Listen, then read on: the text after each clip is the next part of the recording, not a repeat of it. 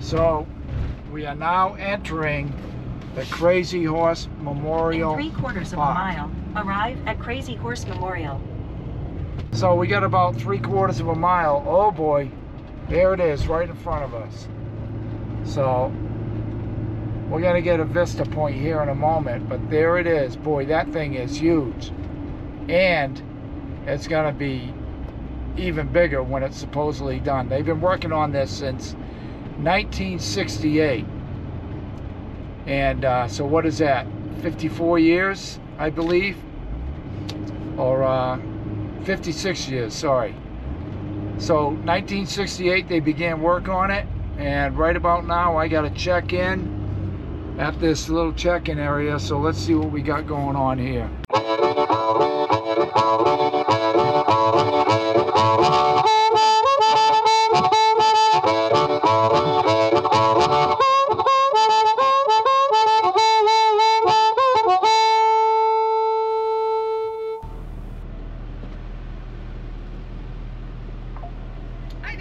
Hi. How many people do we have?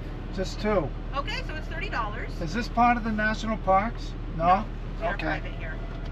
You're private. Okay. 30 bucks. 15 a piece. All right, let me grab you a ticket. Roger that. This thing's blinking. So we're getting ready to enter, and we just paid our fee, 30 bucks. Take that ticket inside with you. That'll get you in the museums. All right, thank you. I'm not getting anything right. There you are. It's blinking. All right. So we just paid our tickets of $15 a piece, and now we're heading up to the memorial, which is directly in front of us. And this is probably too far for the GoPro, so I'll go ahead and wait till we get up there. But $15 per person, and a ticket gets us access to the museums or whatever is up here. So we're now walking down to the visitor center after parking here, and you can see they got this large area here for the visitors.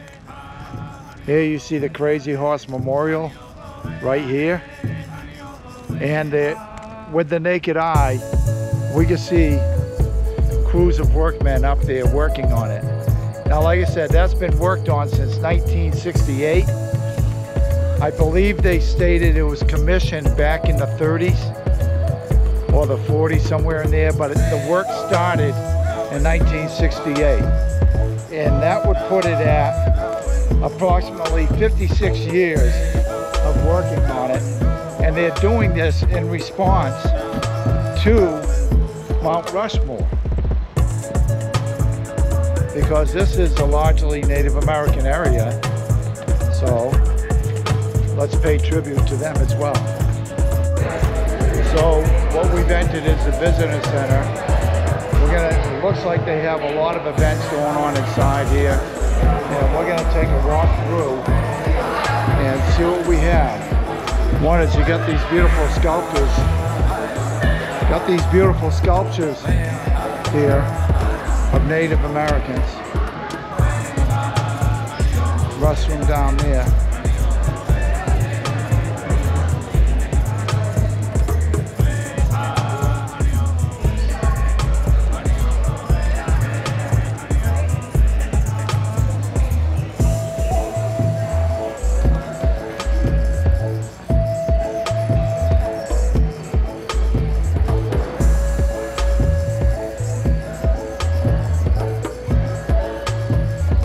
Northern Plains headdress, 20th century.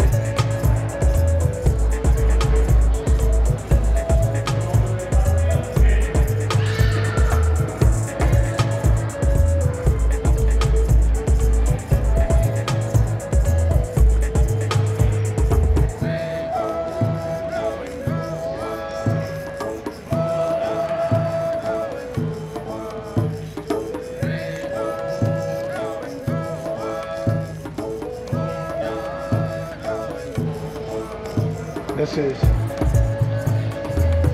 a beaded buckskin dress from the 1890s. That's really beautiful. Look at the detail on that. All those little beads. all sewn in. And that's from the 1890s. So I love seeing these headdresses that they showed. And oh, we got a real teepee up here, looks like. We'll find out in a minute. But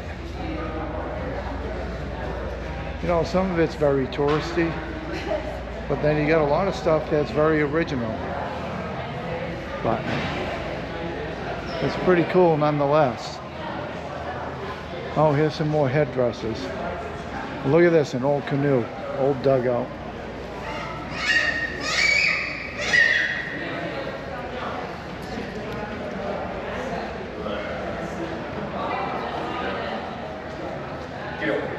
Old dolls. Unbelievable details on these.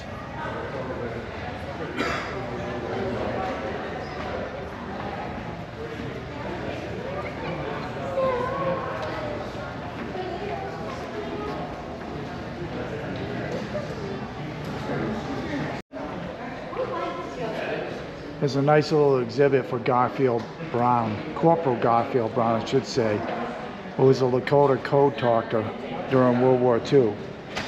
And you can see his ribbons. He's got a Bronze Star with a V for Valor. He's got a Battle of the Bulge medal, which is a campaign medal. But he's got that V for Valor Bronze Star. He was in it. Here you see what it's supposed to look like when it's finished, give or take.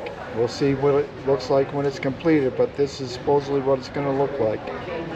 It's slowly getting there. And there she looms.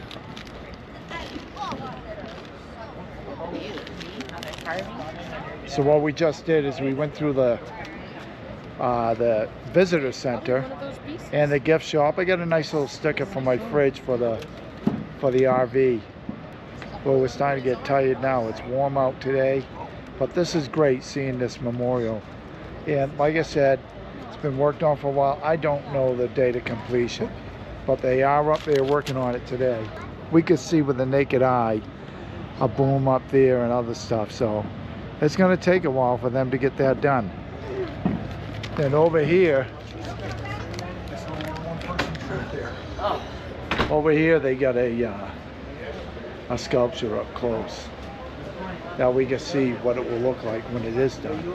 But anywho, it wasn't that far of a drive from the Mount Rushmore. That's what made this so easy, to be able to cruise over here.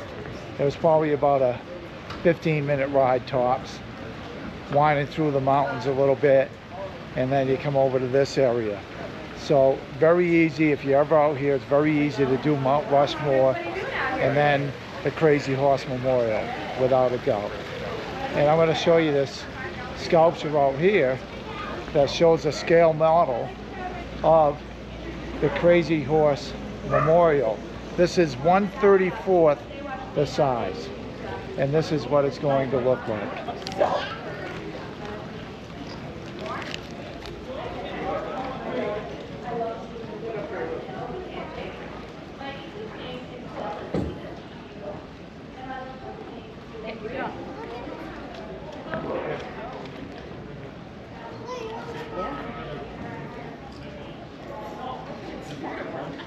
And here's some of the tools that they're using up here. You can see the hammer drills, how they do that. You can see chisels, and there's a bumper there. Different tools for the hammer drills, different attachments, I should say. Then of course they'll do some blasting. Sometimes it's feather and wedge, like this here. We put the wedge, the feathers in, then the wedge, and pound it down, and it will split the rock. You can see it says feather and wedge. A lot of different tools to use here.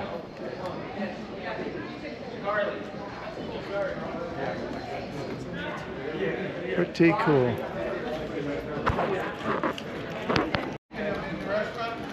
Here you see the 1/34 scale model with the actual Memorial in the background. Nice vantage point.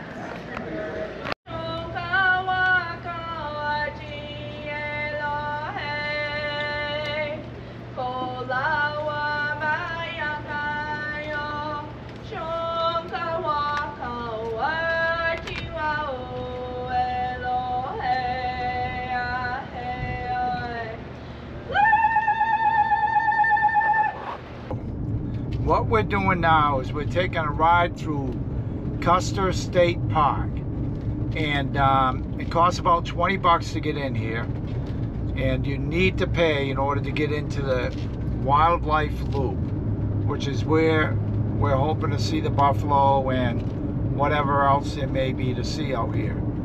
Now, the thing is, this is a state park. I thought it was a national park. I have a national park pass, and I was hoping that would be applicable, but it's not. It's a state park. So, but 20 bucks to get in here. It's probably a really nice ride, and it isn't just a couple miles, I want to tell you.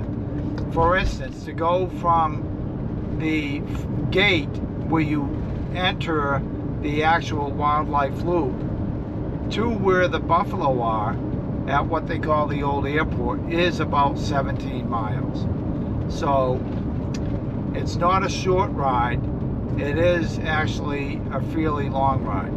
So I just wanted to put that out so those of you who weren't aware, you'll be forewarned, so to speak. So we're just driving through here right now, and there's really not a lot to see that you haven't seen outside the park. And as you can see, just a lot of trees, and there is wildlife in here. Winding roads. And a lot of winding roads, yeah.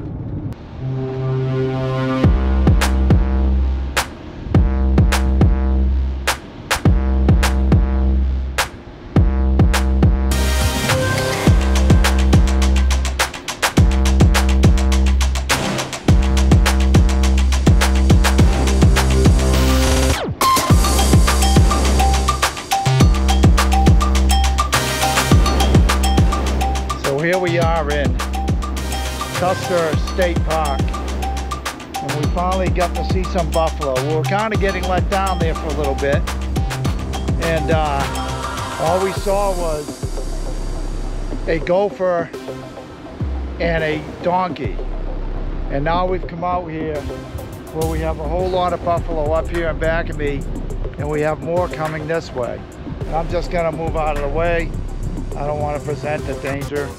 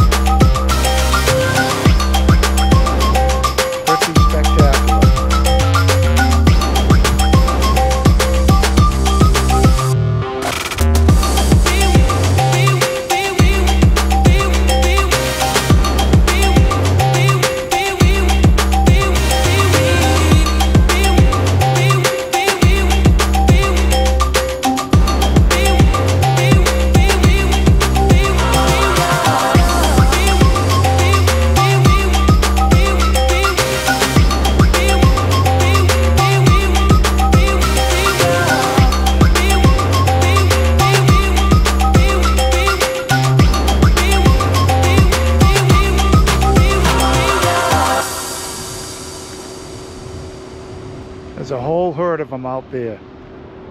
Got one over here.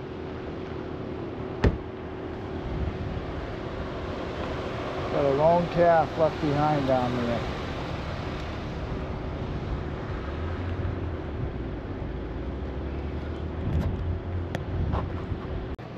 Yeah, everybody, so what a day we had today. We finally got to Mount Rushmore. We toured that. We went down to the Crazy Horse Memorial. We toured that, and then we took a ride through Custer State Park. And I'll tell you, going through Custer State Park, that's a long ride through there, you know, because you're going slow and everything. And the thing is, at first we were thinking, geez, we haven't seen anything but a gopher and a mule or a donkey. There were a couple donkeys out there. We didn't even stop for that. And we're wondering if we're going to see any bison, or as we call them, buffalo. And sure enough, we got up by what they call the old airport, and sure enough, we got to see some buffalo. And it was awesome. So now, we just arrived a little while ago at the Devil's Tower, as you can see, right in back of me. Look at that sucker. I'm camping at a KOA, and we're right below the tower. This is one of my bucket list items I really wanted to do. And well, it's a great experience for me to be here. It was a great experience going to Mount Rushmore. But I will tell you this, it was a bit of a ride coming up because the road we took was a scenic route, which was really, really nice, but it was longer than I thought it would be. But yet we're here now. So, here's the setup. Got the rig set up here, and right in back of us, we have Devil's Tower with the sun setting in back of it. So the bottom line is, it's been a long day, a lot of traveling, and tomorrow we're off on another adventure. What a beauty up there.